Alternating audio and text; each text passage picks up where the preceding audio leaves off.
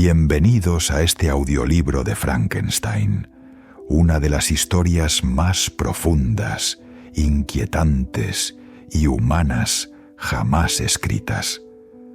Hoy te invito a adentrarte en un viaje que va más allá del terror, un viaje que explora el límite entre la creación y la destrucción, entre la ambición y la culpa, entre la luz de la razón y la oscuridad del alma. Acompáñame a través de estas páginas inmortales mientras seguimos los pasos del Dr. Victor Frankenstein, un joven científico cuyo deseo de descubrir los secretos de la vida lo conducirá a un destino que jamás pudo imaginar. Y escuchemos también la voz de su criatura, un ser nacido del genio y condenado por la soledad. Si disfrutas este audiolibro, te invito a acompañar el proyecto con un me gusta, un comentario o compartiéndolo con alguien que ame la literatura clásica tanto como tú. Tu apoyo es lo que permite que historias como esta sigan cobrando vida con nuevas voces, nuevas emociones y nuevas interpretaciones. Prepárate, la tormenta se acerca. El hielo del norte nos aguarda, y en sus sombras un secreto está a punto de despertar. Comenzamos. Frankenstein, escrita por Mary Shelley.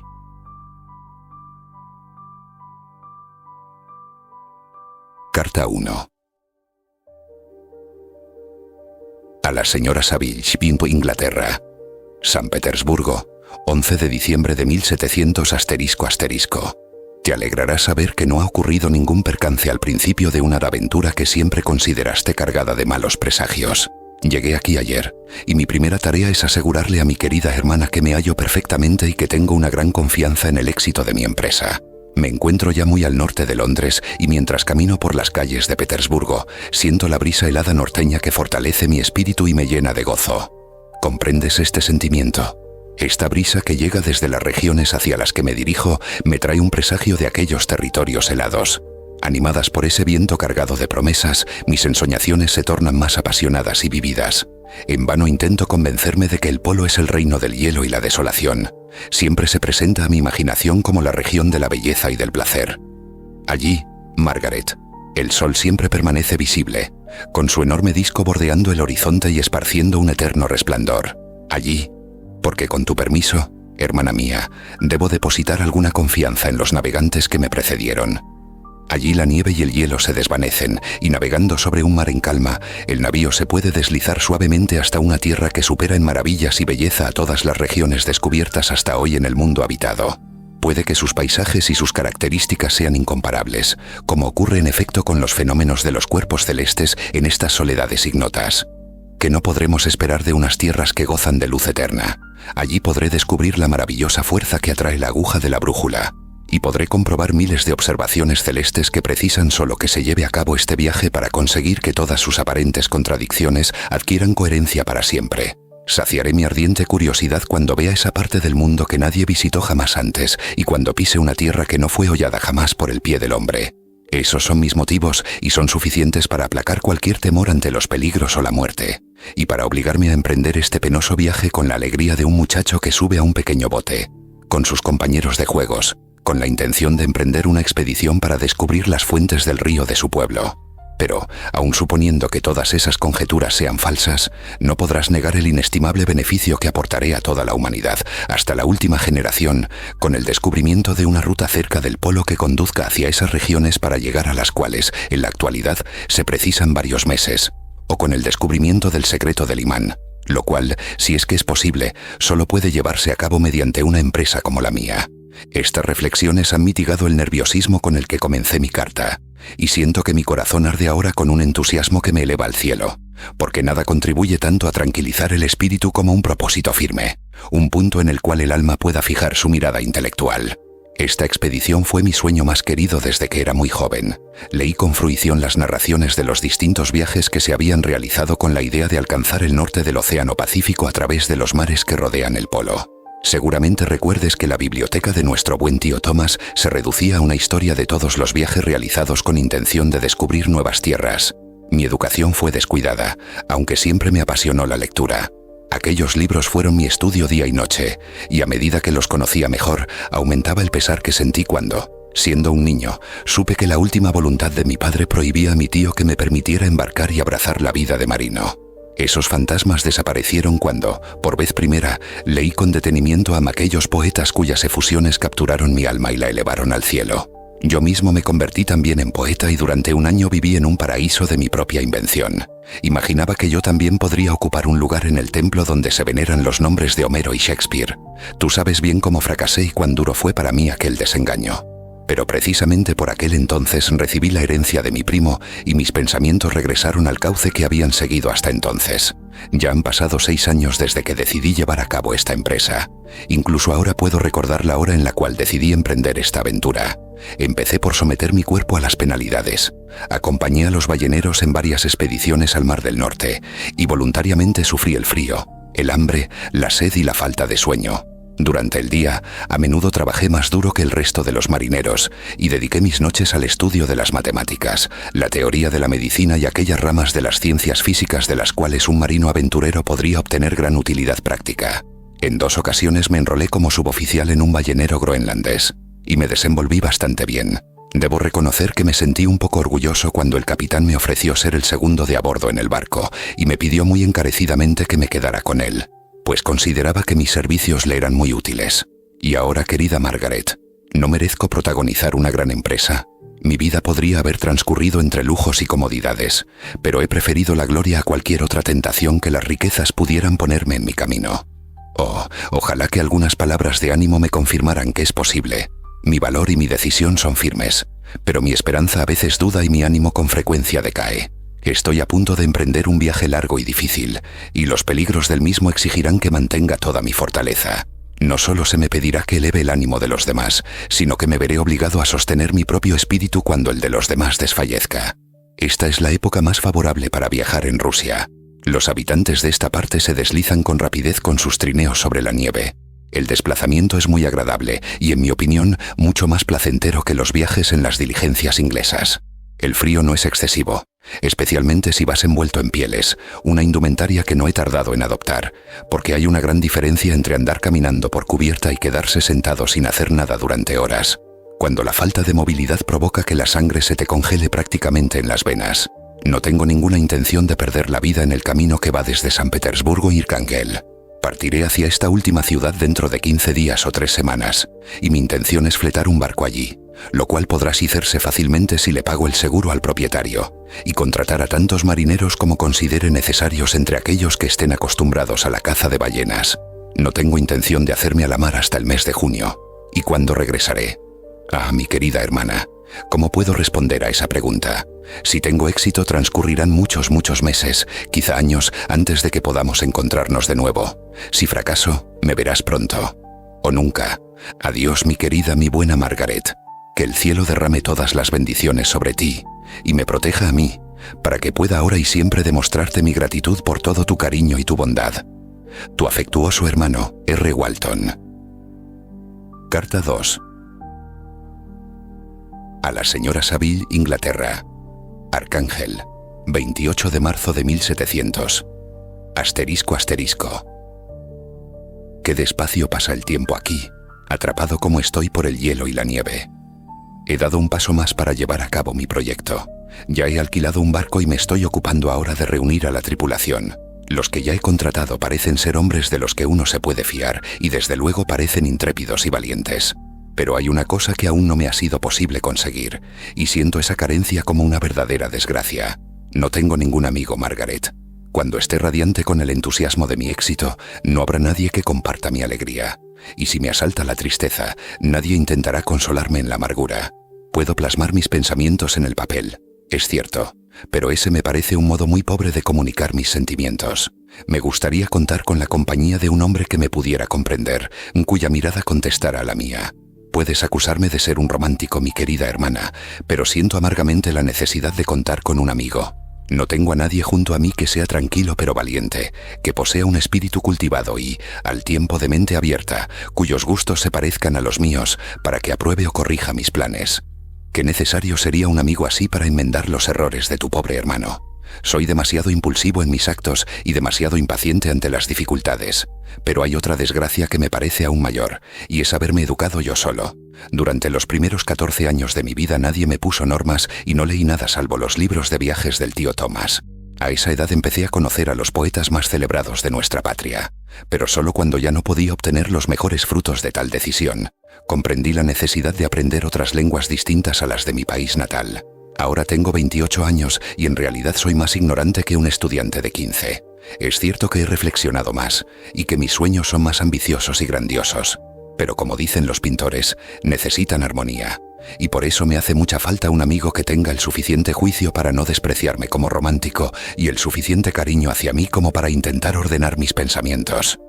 En fin, son lamentaciones inútiles. Con toda seguridad no encontraré a ningún amigo en esos inmensos océanos, ni siquiera aquí, en Arcángel, entre los marineros y los pescadores.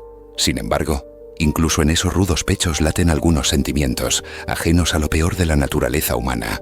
Mi lugarteniente, por ejemplo, es un hombre de extraordinario valor y arrojo, y tiene un enloquecido deseo de gloria. Es inglés y a pesar de todos sus prejuicios nacionales y profesionales, que no se han pulido con la educación, aún conserva algo de las cualidades humanas más nobles. Lo conocí a bordo de un barco ballenero, y cuando supe que se encontraba sin trabajo en esta ciudad, de inmediato lo contraté para que me ayudara en mi aventura. El primer oficial es una persona de una disposición excelente, y en el barco se le aprecia por su amabilidad y su flexibilidad en cuanto a la disciplina. De hecho, es de una naturaleza tan afable que no sale a cazar.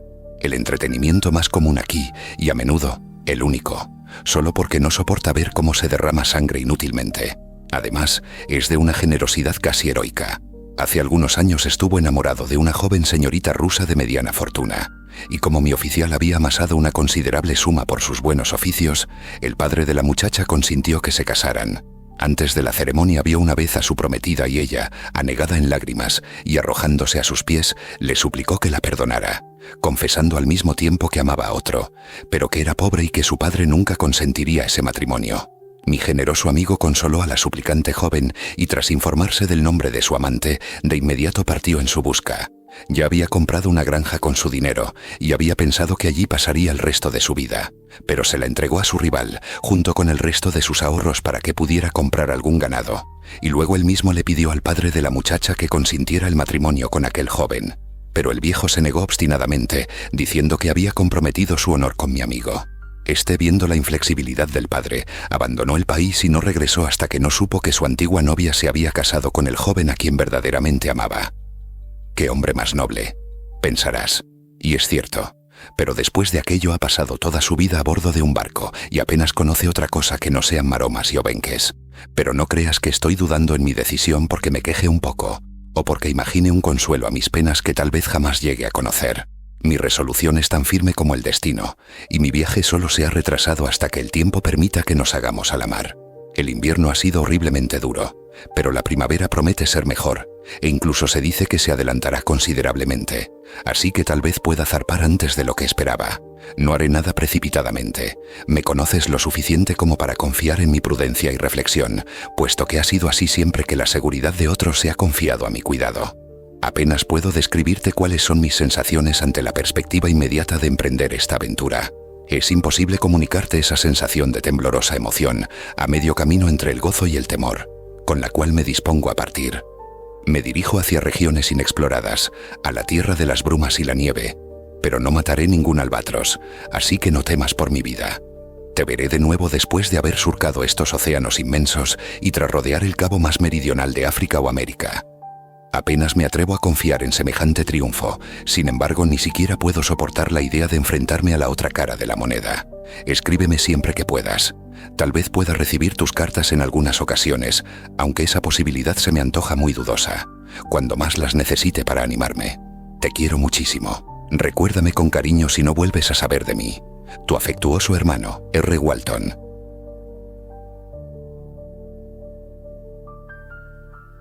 Carta 3.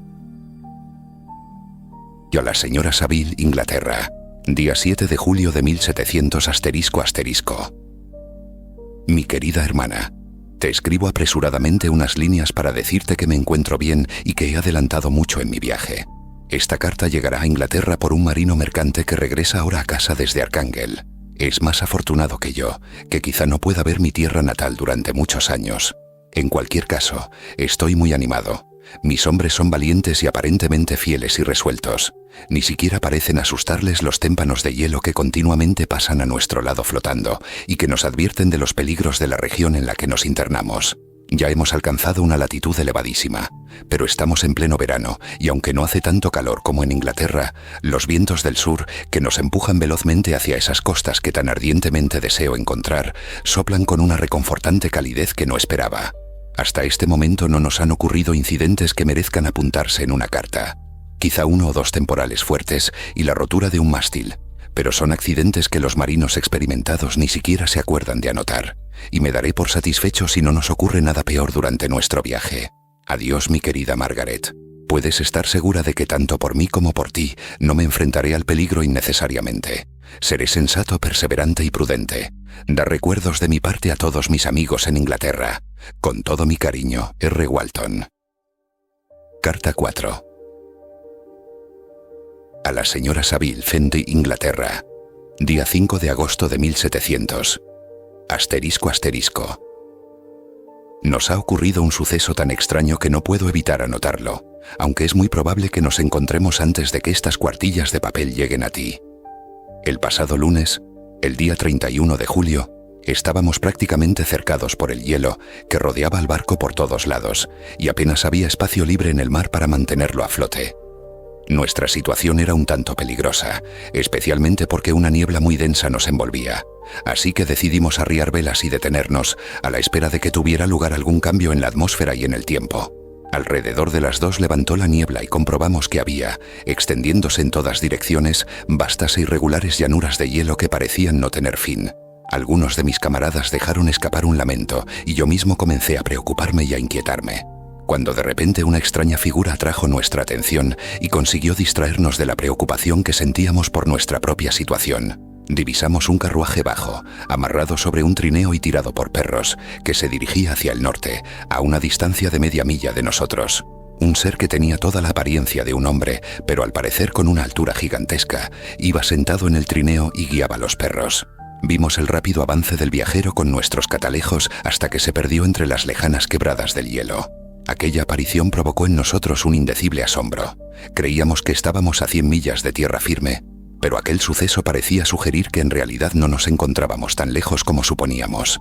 En cualquier caso, atrapados como estábamos por el hielo, era imposible seguirle las huellas a aquella figura que con tanta atención habíamos observado. Aproximadamente 2 horas después de aquel suceso, supimos que había mar de fondo y antes de que cayera la noche, el hielo se rompió y liberó nuestro barco. De todos modos, permanecimos al pairo hasta la mañana, porque temíamos estrellarnos en la oscuridad con aquellas gigantescas masas de hielo a la deriva que flotan en el agua después de que se quiebra el hielo. Aproveché ese tiempo para descansar unas horas. Finalmente, por la mañana, tan pronto como hubo luz, subí a cubierta y me encontré con que toda la tripulación se había arremolinado en un extremo del barco, hablando al parecer con alguien que estaba sobre el hielo. Efectivamente, sobre un gran témpano de hielo había un trineo, como el otro que habíamos visto antes, que se había acercado a nosotros durante la noche. Solo quedaba un perro vivo, pero había un ser humano allí también, y los marineros estaban intentando convencerle de que subiera al barco. Este no era, como parecía ser el otro, un habitante salvaje de alguna isla ignota, sino un europeo. Cuando me presenté en cubierta, mi oficial dijo: «Aquí está nuestro capitán, y no permitirá que usted muera en mar abierto». Al verme, aquel extraño se dirigió a mí en inglés, aunque con un acento extranjero. «Antes de que suba al barco», dijo, «¿tendría usted la amabilidad de decirme hacia dónde se dirige?» Puedes imaginarte mi asombro al escuchar que se me hacía una pregunta semejante, y por parte de un hombre que estaba a punto de morir, y para el cual yo había supuesto que mi barco sería un bien tan preciado que no lo habría cambiado por el tesoro más grande del mundo. De todos modos, contesté que formábamos parte de una expedición hacia el Polo Norte. Tras oír mi respuesta pareció tranquilizarse y consintió subir a bordo. Dios mío, Margaret, si hubieras visto al hombre que aceptó salvarse de aquel modo tan extraño, tu espanto no habría tenido límites. Tenía los miembros casi congelados y todo su cuerpo estaba espantosamente demacrado por el agotamiento y el dolor. Nunca había visto a un hombre en un estado tan deplorable. Intentamos llevarlo al camarote, pero en cuanto se le privó del aire puro, se desmayó. Decidimos entonces volverlo a subir a cubierta y reanimarlo masajeándolo con brandy y obligándolo a beber una pequeña cantidad. En cuanto comenzó a mostrar señales de vida, lo envolvimos en mantas y lo colocamos cerca de los fogones de la cocina. Muy poco a poco se fue recuperando y tomó un poco de caldo, que le sentó maravillosamente. Así transcurrieron 2 días antes de que le fuera posible hablar. En ocasiones temía que sus sufrimientos le hubieran mermado las facultades mentales. Cuando se hubo recobrado, al menos en alguna medida, lo hice trasladar a mi propio camarote y me ocupé de él todo lo que me permitían mis obligaciones. Nunca había conocido a una persona tan interesante. Sus ojos muestran generalmente una expresión airada, casi enloquecida. Pero hay otros momentos en los que, si alguien se muestra amable con él o le atiende con cualquier mínimo detalle, su gesto se ilumina, como si dijéramos, con un rayo de bondad y dulzura como no he visto jamás. Pero generalmente se muestra melancólico y desesperado, y a veces le rechinan los dientes, como si no pudiera soportar el peso de las desgracias que lo afligen. Cuando mi invitado se recuperó un tanto, me costó muchísimo mantenerlo alejado de los hombres de la tripulación que deseaban hacerle 1000 preguntas. Pero no permití que lo incomodaran con su curiosidad desocupada, puesto que la recuperación de su cuerpo y mente dependían evidentemente de un reposo absoluto. De todos modos, en una ocasión mi lugarteniente le preguntó por qué se había adentrado tanto en los hielos con aquel trineo tan extraño. Su rostro inmediatamente mostró un gesto de profundo dolor y contestó: «Busco a alguien que huye de mí. ¿Y el hombre al que persigue viaja también del mismo modo?» «Sí». «Entonces, creo que lo hemos visto. Porque el día anterior a rescatarle a usted vimos a unos perros tirando de un trineo, e iba un hombre en él, por el hielo».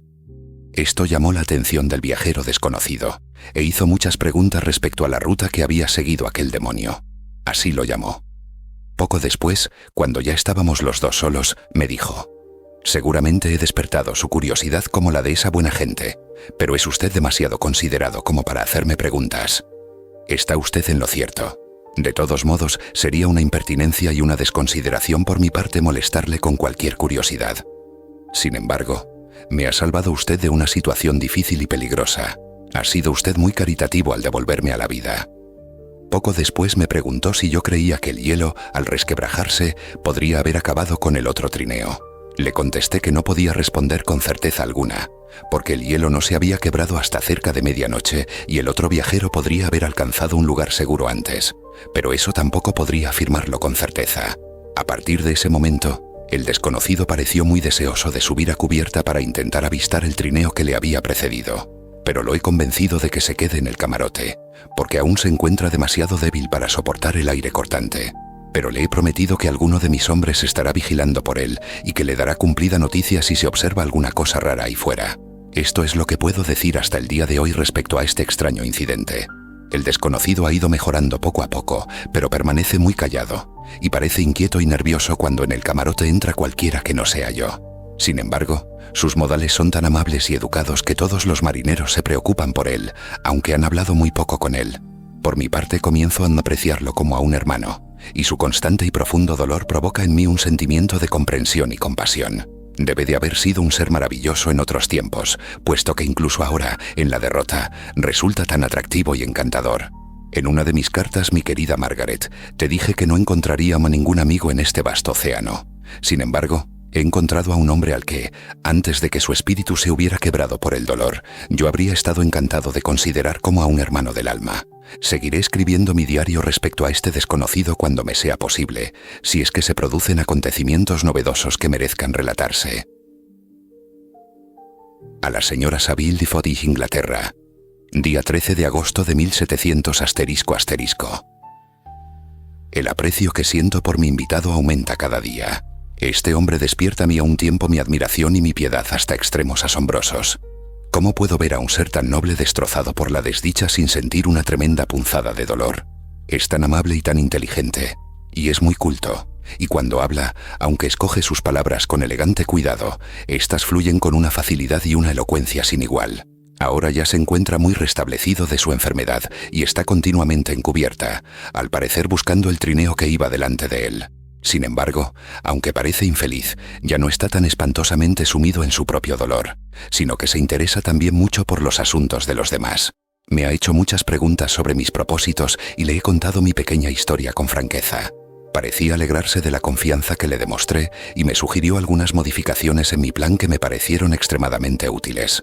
No hay pedantería en su conducta, sino que todo lo que hace parece nacer exclusivamente del interés que instintivamente siente por el bienestar de aquellos que lo rodean. A menudo parece abatido por la pena y entonces se sienta solo y intenta vencer todo aquello que hay de hosco y asocial en su talante. Estos paroxismos pasan sobre él como una nube delante del sol, aunque su abatimiento nunca le abandona. He intentado ganarme su confianza y espero haberlo conseguido. Un día le mencioné el deseo que siempre había sentido de contar con un buen amigo que me comprendiera y me ayudara con sus consejos. Le dije que yo no era ese tipo de hombres que se ofenden por los consejos ajenos. Todo lo que sé lo he aprendido solo, y quizá no confío suficientemente en mis propias fuerzas. Así que me gustaría que ese compañero fuera más sabio y tuviera más experiencia que yo, para que me aportara confianza y me apoyara. No creo que sea imposible encontrar un verdadero amigo. Estoy de acuerdo con usted, contestó el desconocido, en considerar que la amistad no es solo deseable, sino un bien posible. Yo tuve antaño un amigo, el mejor de todos los seres humanos, así que creo que estoy capacitado para juzgar la amistad. Usted espera conseguirla, y tiene el mundo ante usted, así que no hay razón para desesperar. Pero yo lo he perdido todo, y ya no puedo empezar mi vida de nuevo.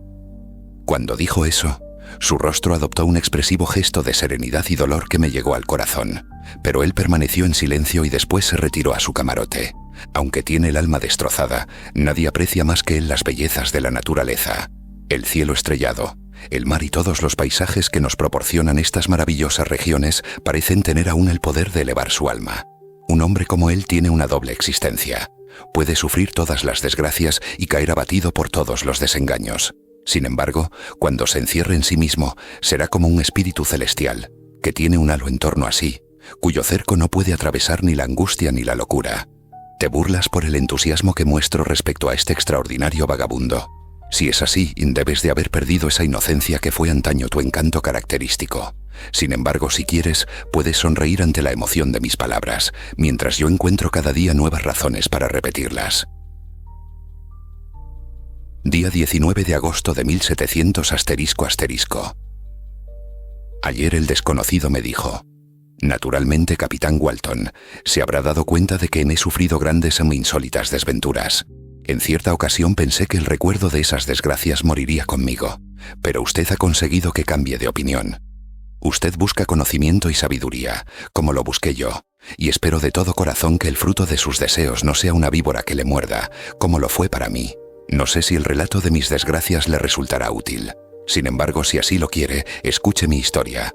Creo que los extraños sucesos que tienen relación con mi vida pueden proporcionarle una visión de la naturaleza humana que tal vez pueda ampliar sus facultades y su comprensión del mundo. Sabrá usted de poderes y acontecimientos de tal magnitud que siempre los creyó imposibles. Pero no tengo ninguna duda de que mi historia aportará por sí misma las pruebas de que son verdad los sucesos de que se compone. Evidentemente podrás imaginar que me sentí muy halagado por esa demostración de confianza.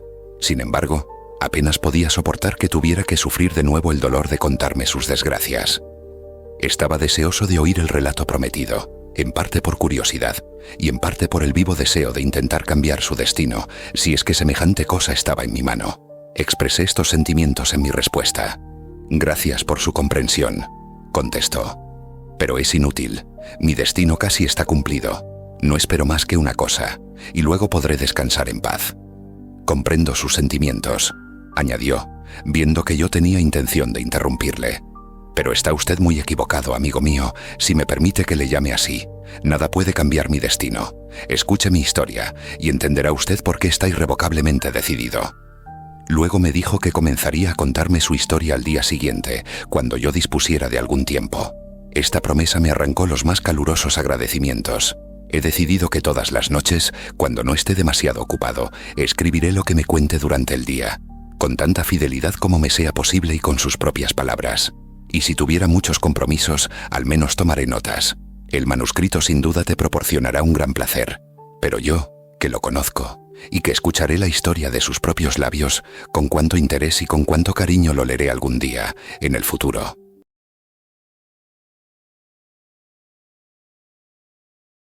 Capítulo 1. Soy ginebrino por nacimiento, y mi familia es una de las más distinguidas de esa república. Durante muchos años mis antepasados han sido consejeros y magistrados, y mi padre había ocupado varios cargos públicos con honor y buena reputación. Todos los que lo conocían lo respetaban por su integridad y por su infatigable dedicación a los asuntos públicos. Dedicó su juventud a los aconteceres de su país, y solo cuando su vida comenzó a declinar, pensó en el matrimonio y en ofrecer a su patria hijos que pudieran perpetuar sus virtudes y su nombre en el futuro. Como las circunstancias especiales de su matrimonio ilustran bien cuál era su carácter, no puedo evitar referirme a ellas. Uno de sus amigos más íntimos era un comerciante que, debido a numerosas desgracias, desde una posición floreciente cayó en la pobreza. Este hombre, cuyo nombre era Beaufort, tenía un carácter orgulloso y altivo, y no podía soportar vivir en la pobreza y en el olvido, en el mismo país en el que antiguamente se había distinguido por su riqueza y su magnificencia. Así pues, habiendo pagado sus deudas, del modo más honroso que pudo, se retiró con su hija a la ciudad de Lucerna, donde vivió en el anonimato y en la miseria. Mi padre quería mucho a Beaufort, con una verdadera amistad, y lamentó mucho su retiro en circunstancias tan desgraciadas. También sentía mucho la pérdida de su compañía, y decidió ir a buscarlo e intentar persuadirlo de que comenzara de nuevo con su crédito y su ayuda. Beaufort había tomado medidas muy eficaces para esconderse, y transcurrieron 10 meses antes de que mi padre descubriera su morada. Entusiasmado por el descubrimiento, se dirigió inmediatamente a la casa, que estaba situada en una calle principal, cerca del Reus. Pero cuando entró, solo la miseria y la desesperación le dieron la bienvenida. Beaufort apenas había conseguido salvar una suma de dinero muy pequeña del naufragio de su fortuna, pero era suficiente para proporcionarle sustento durante algunos meses, y mientras tanto esperaba encontrar algún empleo respetable en casa de algún comerciante. Pero durante ese periodo de tiempo no hizo nada, y con más tiempo para pensar, solo consiguió que su tristeza se hiciera más profunda y más dolorosa, y al final se apoderó de tal modo de su mente que 3 meses después yacía enfermo en una cama, incapaz de moverse. Su hija lo atendía con todo el cariño, pero veía con desesperación cómo sus pequeños ahorros desaparecían rápidamente y no había ninguna otra perspectiva para ganarse el sustento. Pero Caroline Beaufort poseía una inteligencia poco común, y su valentía consiguió sostenerla en la adversidad. Se buscó un trabajo humilde, hacía objetos de mimbre, y por otros medios pudo ganar un dinero que apenas era suficiente para poder comer. Transcurrieron varios meses así. Su padre se puso peor. La mayor parte de su tiempo la empleaba Caroline en atenderlo. Sus medios de subsistencia menguaban constantemente. A los 10 meses, su padre murió entre sus brazos, dejándola huérfana y desamparada. Este último golpe la abatió completamente, y cuando mi padre entró en aquella habitación, ella estaba arrodillada ante el ataúd de Beaufort, llorando amargamente. Se presentó allí como un ángel protector para la pobre muchacha, que se encomendó a su cuidado, y después del entierro de su amigo, mi padre la llevó a Ginebra y la puso bajo la protección de un conocido. 2 años después de esos acontecimientos, la convirtió en su esposa.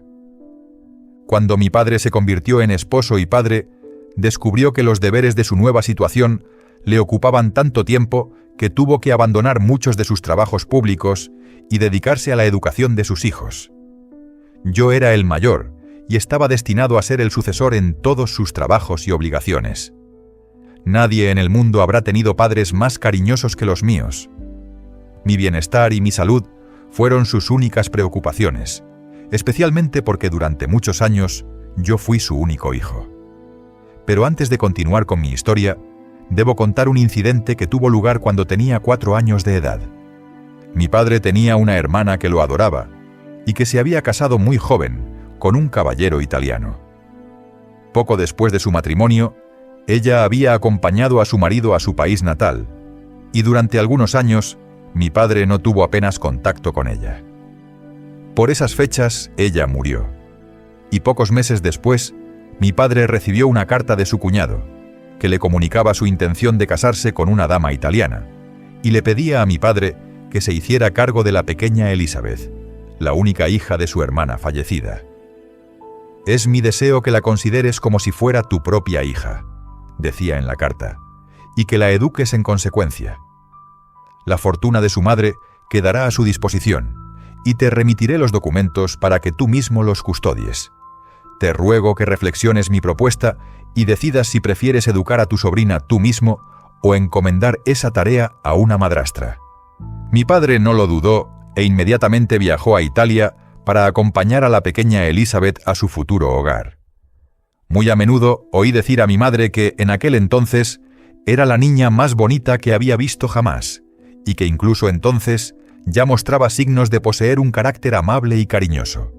Estos detalles y su deseo de afianzar, tanto como fuera posible, los lazos del amor familiar, determinaron que mi madre considerara a Elizabeth como mi futura esposa, y nunca encontró razones que le impidieran sostener semejante plan.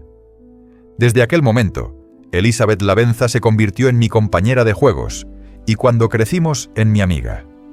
Era tranquila y de buen carácter, pero divertida y juguetona como un bichito veraniego. Aunque era despierta y alegre, sus sentimientos eran intensos y profundos, y muy cariñosa.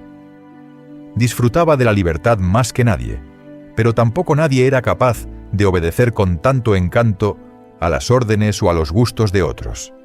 Era muy imaginativa. Sin embargo, su capacidad para aplicarse en el estudio era notable. Elizabeth era la imagen de su espíritu. Sus ojos de color avellana, aunque tan vivos como los de un pajarillo, poseían una atractiva dulzura. Su figura era ligera y airosa, y aunque era capaz de soportar el cansancio y la fatiga, parecía la criatura más frágil del mundo. Aunque yo admiraba su inteligencia y su imaginación, me encantaba ocuparme de ella, como lo haría de mi animal favorito. Nunca vi tantos encantos en una persona y en una inteligencia, unidos a tanta humildad. Todo el mundo adoraba a Elizabeth. Si los criados tenían alguna petición que hacer, siempre buscaban su intercesión. No había entre nosotros ninguna clase de peleas o enfados, porque aunque nuestros caracteres eran muy distintos, incluso había armonía en esa diferencia. Yo era más calmado y filosófico que mi compañera. Sin embargo, no era tan dócil y sumiso. Era capaz de estar concentrado en el estudio más tiempo, pero no era tan constante como ella. Me encantaba investigar lo que ocurría en el mundo. Ella prefería ocuparse en perseguir las etéreas creaciones de los poetas. El mundo era para mí un secreto que deseaba desvelar. Para ella era un espacio que deseaba poblar con sus propias imaginaciones. Mis hermanos eran considerablemente más jóvenes que yo, pero yo contaba con un amigo, entre mis compañeros de escuela, que compensaba esa deficiencia. Henry Clerval era hijo de un comerciante de Ginebra, un amigo íntimo de mi padre. Era un muchacho de un talento y una imaginación singulares. Recuerdo que cuando solo tenía 9 años, escribió un cuento de hadas que fue la delicia y el asombro de todos sus compañeros. Su estudio favorito consistía en los libros de caballería y las novelas. Y cuando era muy joven, puedo recordar que solíamos representar obras de teatro que componía él mismo a partir de aquellos libros, siendo los principales personajes de las mismas Orlando, Robin Hood, Amadís y San Jorge. No creo que hubiera un joven más feliz que yo. Mis padres eran indulgentes y mis compañeros encantadores. Nunca se nos obligó a estudiar y por alguna razón siempre teníamos algún objetivo a la vista que nos empujaba a aplicarnos con fruición para obtener lo que pretendíamos. Era mediante este método, y no por la emulación, por lo que estudiábamos. A Elizabeth no se le dijo que se aplicara especialmente en el dibujo, para que sus compañeras no la dejaran atrás, pero el deseo de agradar a su tía la empujaba a representar algunas escenas que le gustaban. Aprendimos latín e inglés, así que podíamos leer textos en esas lenguas. Y lejos de que el estudio nos pudiera resultar odioso por los castigos, nos encantaba aplicarnos a ello, y nuestros entretenimientos eran lo que otros niños consideraban deberes. Quizá no leímos tantos libros, ni aprendimos idiomas con tanta rapidez como aquellos que siguen una disciplina concreta con un método preciso, pero lo que aprendimos se imprimió más profundamente en nuestra memoria. En la descripción de nuestro círculo familiar he incluido a Henry Clerval, porque siempre estaba con nosotros. Iba a la escuela conmigo y generalmente pasaba la tarde en nuestra casa. Como era hijo único y no tenía con quién entretenerse en casa, su padre estaba encantado de que encontrara amigos en la nuestra, y en realidad nunca éramos del todo felices si Clerval no estaba con nosotros. Así comienza Frankenstein. No con el monstruo, sino con la soledad, con un hombre que busca gloria en los confines del mundo y otro que huye de aquello que creó. Las cartas del capitán Walton no solo presentan la historia, nos advierten. Hay una ambición que impulsa al ser humano hacia lo desconocido y otra que lo empuja hacia su propia ruina. Víctor Frankenstein aún no ha revelado su secreto, pero ya percibimos en su mirada el peso de algo que no puede deshacerse. En la próxima parte comenzaremos a conocer su juventud, sus sueños y el instante en que la curiosidad se transforma en obsesión. Gracias por acompañar esta lectura. Nos adentramos paso a paso en una historia que no habla solo de ciencia, sino de responsabilidad, culpa y soledad.